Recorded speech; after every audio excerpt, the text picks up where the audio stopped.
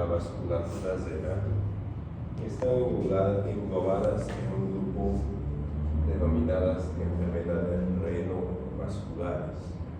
Y una de esas enfermedades que afecta tanto la vasculatura renal es la hipertensión de origen renal secundario a una alteración en la vasculatura renal.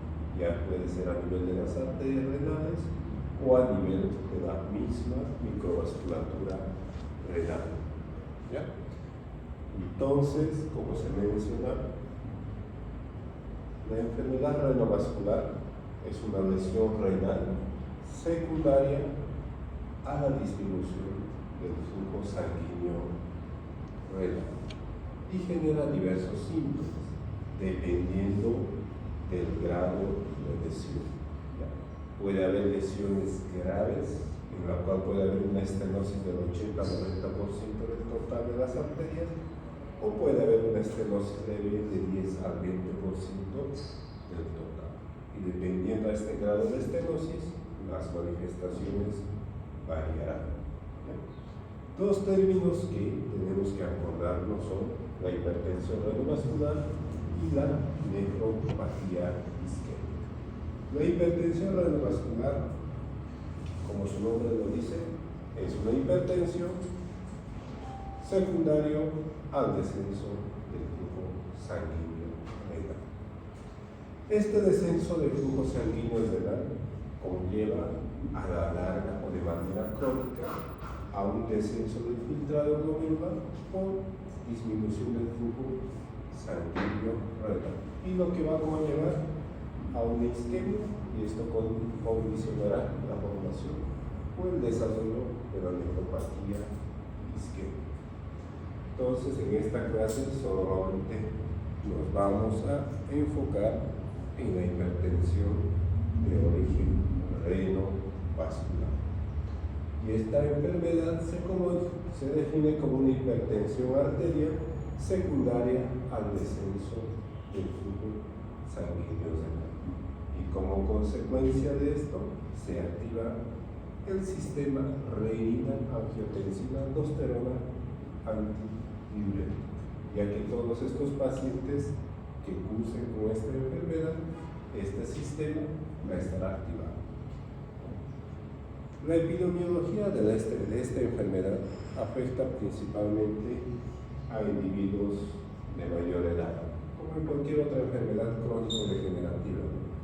En esto se puede observar que la incidencia es mayor en los adultos, que constituye aproximadamente el 70-80% del total. También puede existir en otros grupos, pero la proporción es mínima o escasa. Esta enfermedad no tiene predilección por el sexo, afecta tanto a hombres y a mujeres por igual. Y como todas las enfermedades cardiovasculares, tiene una mayor incidencia en aquellos individuos que tienen una descendencia afroamericana. Y algo muy importante, a medida que envejecemos, la incidencia sube y la prevalencia de la misma, hasta un porcentaje de aproximadamente casi el 50% del total. La etiología de esta enfermedad es muy variada. Pueden ser ya sea componentes genéticos, adquiridos, procesos inflamatorios, tromboembólicos y otras entidades. Dentro de los componentes congénitos más común es la displasia fibromuscular de las arterias renales. Y si es de origen congénito, pues afectará principalmente a los niños. También tenemos enfermedades o trastornos genéticos. Recuerden que cualquier trastorno genético va asociado con otras alteraciones en diferentes sistemas y órganos. Ejemplos tenemos la neurofibromatosis tipo 1, la cual, aparte de afectar al sistema nervioso, también afecta la vasculatura renal. Malformaciones vasculares como el síndrome de Klippel-Trenaunay puede afectarse cualquier vasculatura, cualquier vaso sanguíneo. Efectos trombóticos o tromboembólicos. El cateterismo umbilical, procedimiento muy común que se realiza en aquellos recién nacidos que salen o nacen con una comorbilidad. Y esta comorbilidad puede ser distensión respiratoria o choque séptico, y para lo cual necesitan un acceso vascular de manera urgente. Es lo que se realiza, ¿no? Un cateterismo umbilical. Pero cualquier procedimiento invasivo al cuerpo genera lesiones o trauma a nivel de la vasculatura. Y eso con el tiempo puede llevar a una estenosis. Traumatismos, tratamientos quirúrgicos como también gráfico. Cualquier proceso inflamatorio de los vasos sanguíneos, pero principalmente de los vasos sanguíneos de grande y mediano tamaño, afectan a la vasculatura. Ejemplos: Takayasu, Moyamoya, Kawasaki, y la ortitis, que puede ser específica o inespecífica. En individuos post-trasplantados también puede ocurrir esta complicación. ¿Por qué? Porque recuerden que el donador y el receptor son de diferente talla, no son idénticamente del mismo tamaño. Y recuerden que los riñones son de diferente tamaño como la vasculatura. Y cuando se hace el procedimiento quirúrgico, pues se trata de juntar. Y si el vaso sanguíneo del donador es más de mayor diámetro y el del receptor es menor diámetro, pues generará inflamación, estenosis o dilatación. Tumores o lesiones extrínsecas. Recuerden que el riñón, toda su vasculatura, tiene nervio, sistema linfático, que tienen el potencial por coger cualquier tejido.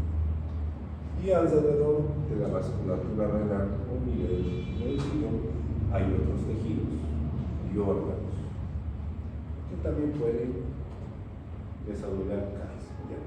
Ejemplos de tumores tenemos el tumor de Wills, más paciente pediátrico, los neuroblastomas, los neuromocitomas, los gangliomas y otras entidades. Como en este caso, por ejemplo, la fibrosis retroperitoneal es mucho más frecuente en aquellos individuos que padecen tuberculosis abdominal. Y eso a la larga conlleva a una fibrosis. Esto es lo mismo, solamente que visto de otra manera, pero es lo mismo. Las inflamatorias, las estenosis, los componentes hereditarios, las fístulas, los aneurismas y otras causas. Dentro de la fisiopatología o patogenia de esta enfermedad, dijimos que todo se debe a la activación incrementada del sistema renina-angiotensina-aldosterona. Entonces, este sistema, ¿dónde inicia? Inicia en el riñón. ¿Cuándo inicia? Cuando se produce hipoxia, independientemente de la causa, ya sea vascular o otra enfermedad sistémica. Cuando generan hipoxia o hipoperfusión a nivel renal, lo que se produce es renina. Esta renina convierte el angiotensinógeno en angiotensina 1. La angiotensina 1 va a la circulación o la vasculatura pulmonar, donde gracias a la enzima convertidora de angiotensina se transforma en angiotensina 2. La angiotensina 2 tiene múltiples efectos, y dentro de estos efectos tenemos tanto efectos directos e indirectos. Dentro de los directos, miren, aumenta la actividad simpática. Otro, favorece la reabsorción de manera directa a nivel del túbulo colector de sodio, cloro y agua, y eliminación de potasio. Y otro efecto muy importante a nivel de la vasculatura, vasoconstricción. Los efectos indirectos son a través de la producción de o que actúa a nivel de la corteza suprarrenal, favoreciendo la producción de aldosterona. La aldosterona favorece la reabsorción de sodio, cloro y agua y eliminación de potasio. Y otro efecto indirecto es en la neurohipófisis, donde favorece la liberación de desmopresina o antidiuréticos, lo cual favorecerá la retención de agua o líquido.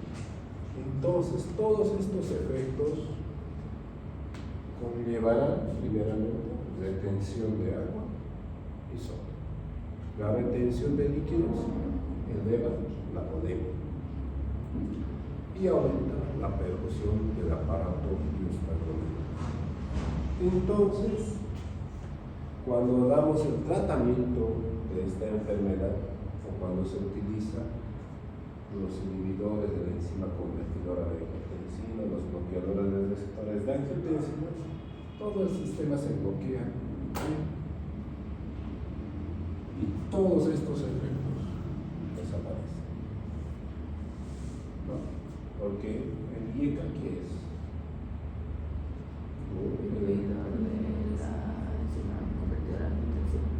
Es un inhibidor de esta enzima. Y si inhibe la conversión de angiotensina a angiotensina 2, todo esto se bloquea. Y recuerden que para el control de la presión arterial dijimos que dependía de los factores, ¿no? ¿Cuál es el control de la presión? ¿Nos acordamos? No entendí su pregunta. La presión arterial, ¿de qué depende?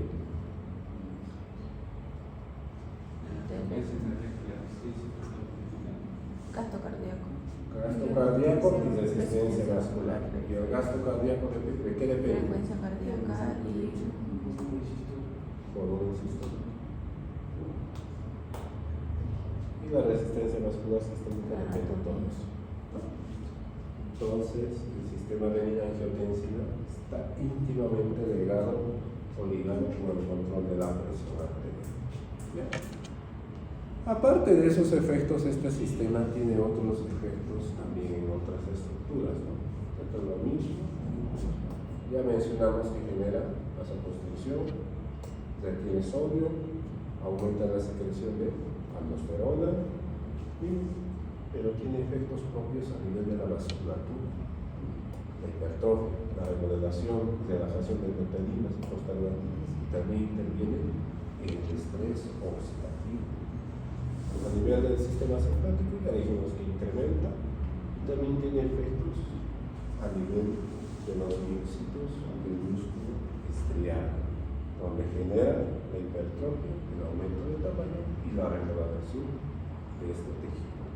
Entonces este sistema es un sistema muy importante, ¿no? Y sus efectos son muchos.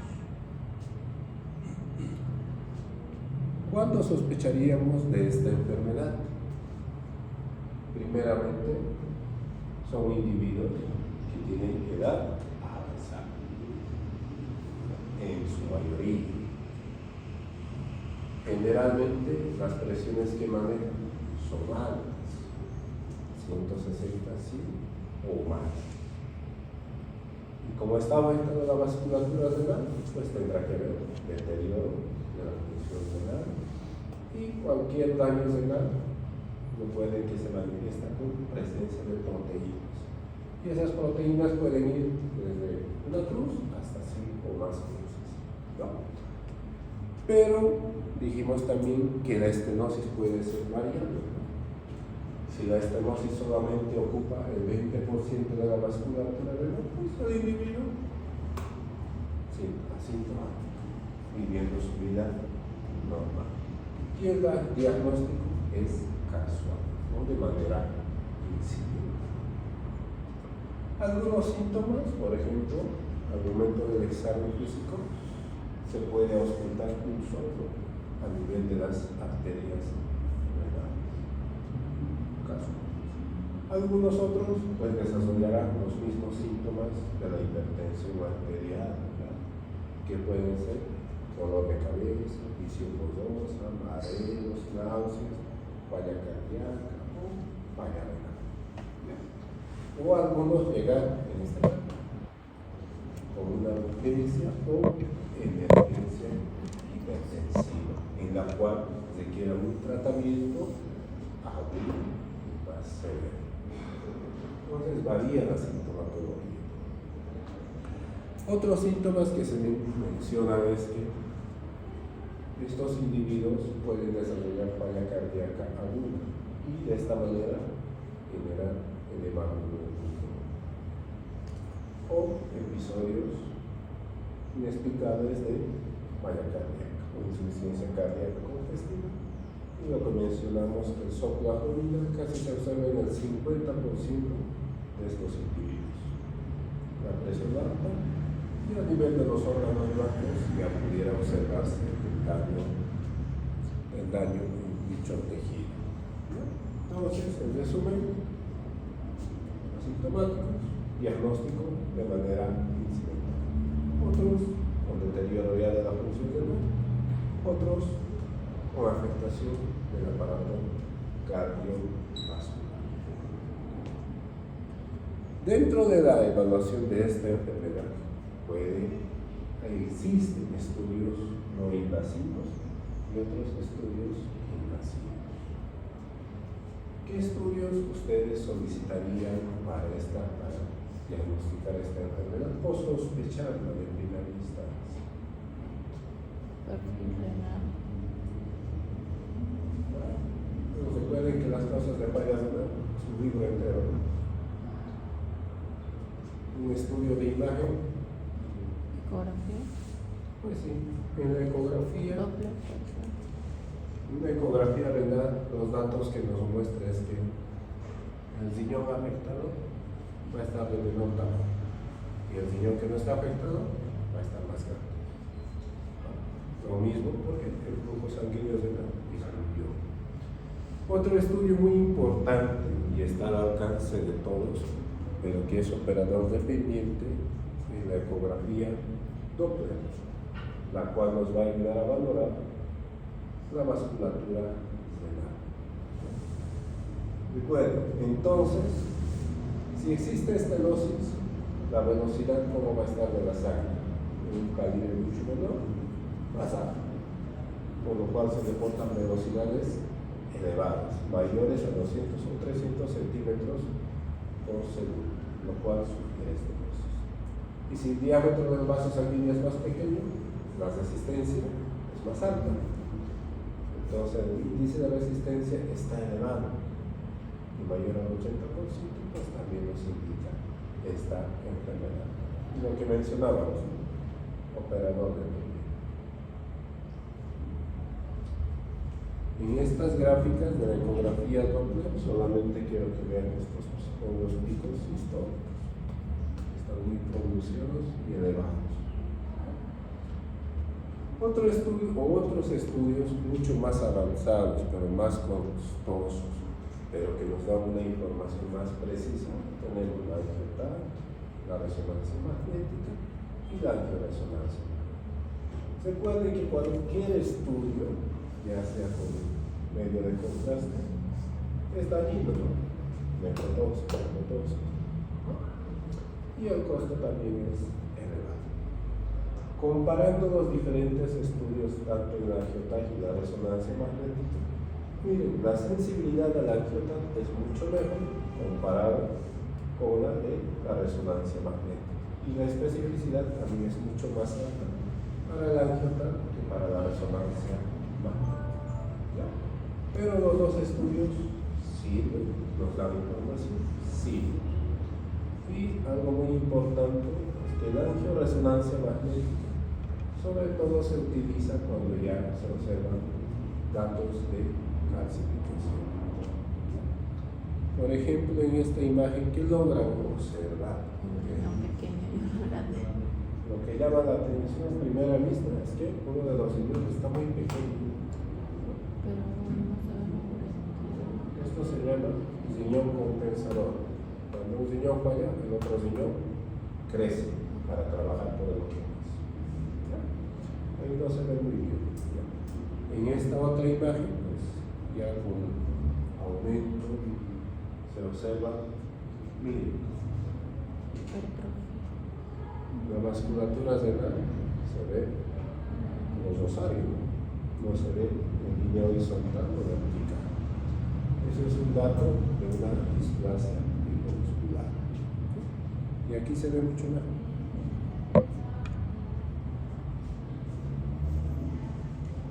Y miren, no solamente afecta un pedacito de la arteria, afecta gran parte de la vasculatura renal. Entonces,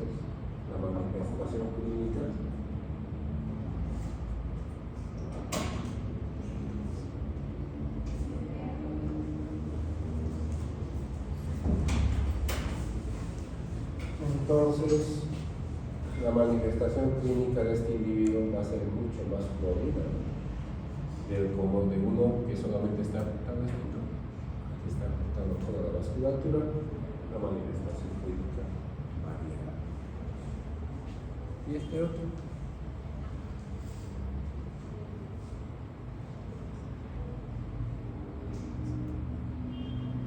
No se ve ni la vasculatura.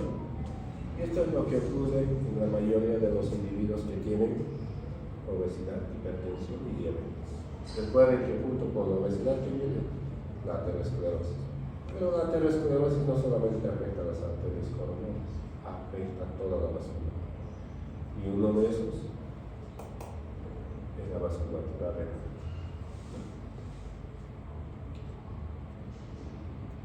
Otros estudios también que se pueden solicitar son los niveles de renina.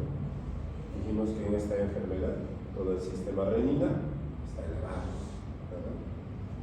También se pueden utilizar estudios de medicina nuclear, pero son estudios poco sensibles. Algo muy importante que tiene que acordarse con la actividad de la renina plasmática es que recuerden que tenemos dos riñones, ¿no?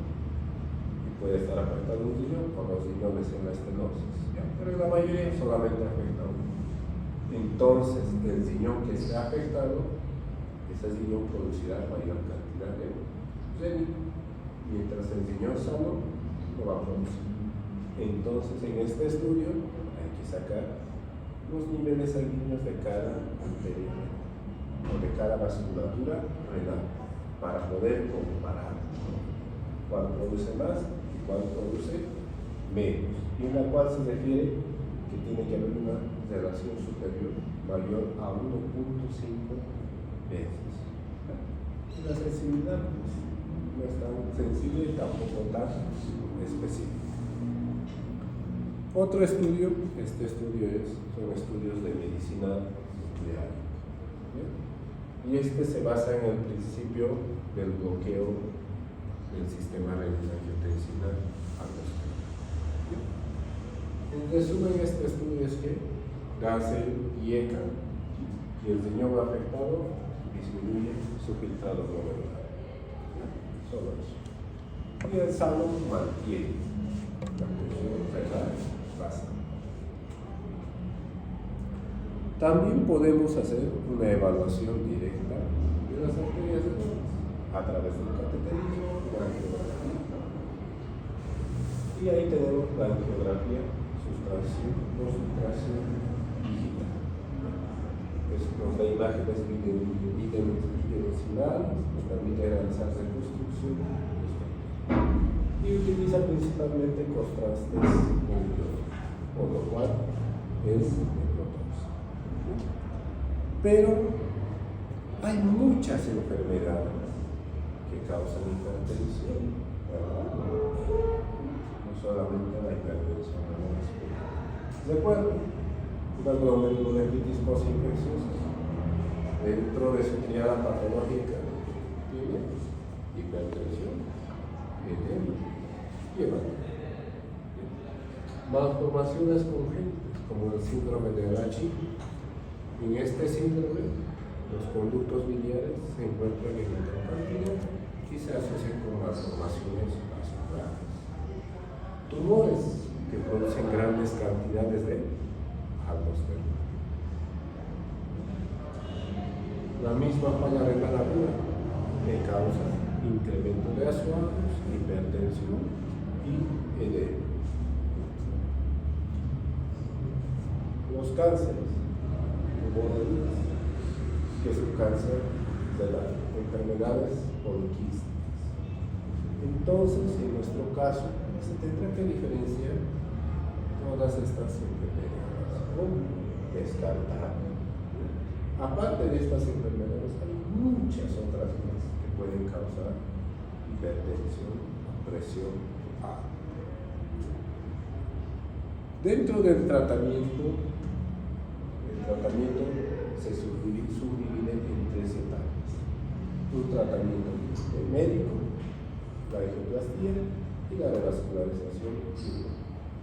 El tratamiento médico, pues ya se considera lo que se maneja en cualquier proceso de hipertensión, ¿no? Las medidas, bajar la sal, hacer ejercicio, bajar de peso y todo eso. Y acompañado del tratamiento de los antihipertensivos, ¿no? En la cual se podrán utilizar ya sea 1, 2, 3 o 4 o lo que requiera. También, si no mejora, el siguiente paso será la realización de la angioplastía transcránea percutánea. Pero para este tratamiento existen indicaciones precisas. Y lo que nos recomienda las guías CADIO es que esto tiene que realizarse cuando hay insuficiencia cardíaca crónica, existe una estenosis de alto grado, la coexistencia de enfermedad renal crónica y su deterioro progresivo y acelerado por la hipertensión renovascular. También la estenosis bilateral. Y cuando pues ya el riñón ya no es funcional.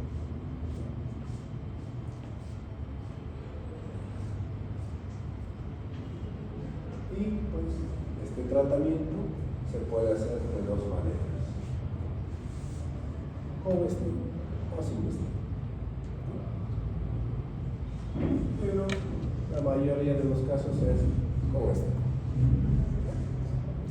Recuerden que cualquier procedimiento tiene complicaciones. Por ejemplo, si el esteno infla muy rápido, puede reventar la arteria renal y generar hemorragia.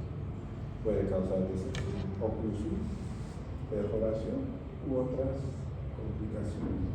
Y una de las complicaciones más graves es que puede terminar este tratamiento en nefrectomía, en la cual se extirpa todo el riñón, principalmente secundario a una hemorragia que no se controla.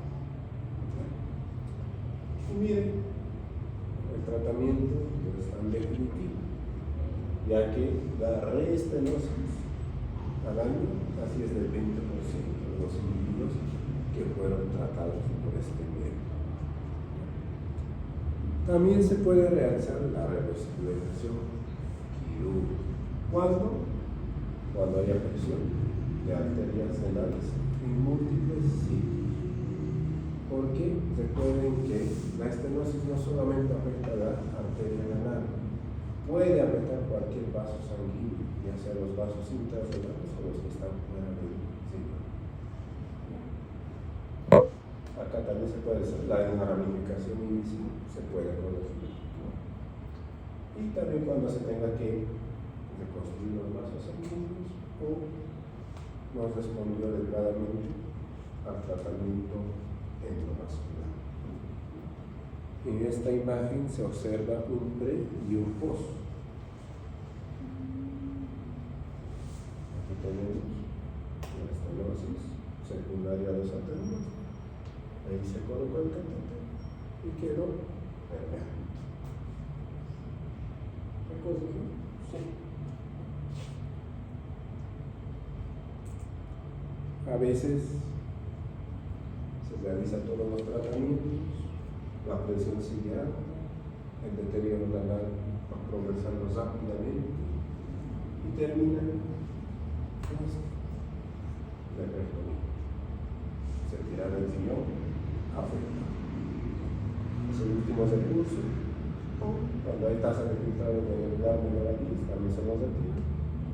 O existe una complicación en la revascularización, como la pues también se retira. Y la hipertensión refractaria a los tratamientos previos de sulfurosol. El pronóstico, pues, de esta enfermedad dependerá mucho de la extensión de la estenosis. Si la extensión es pequeña, pues bueno. Si la extensión es larga, será mucho peor. ¿Respondió o no respondió al tratamiento? ¿Y cómo respondió al tratamiento quirúrgico?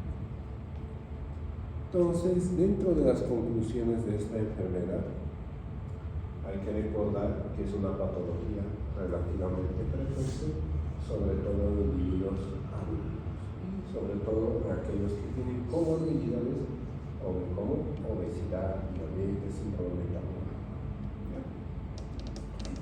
Y recuerden, la estenosis favorece la liberación de renina, y esta renina es la responsable de generar la hipertensión sistémica. Y la presentación clínica pues, es variable. Ya vimos que la sintomatología de esta enfermedad no es una.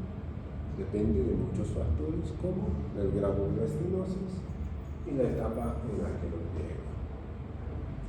Existen muchos estudios que nos pueden ayudar a confirmar el diagnóstico. Los tratamientos pueden ser de diferente índole y dependiendo del estado. Y la revascularización estará indicada en pacientes con estenosis hemodinámicamente que no tengan afección de más del 70-80%.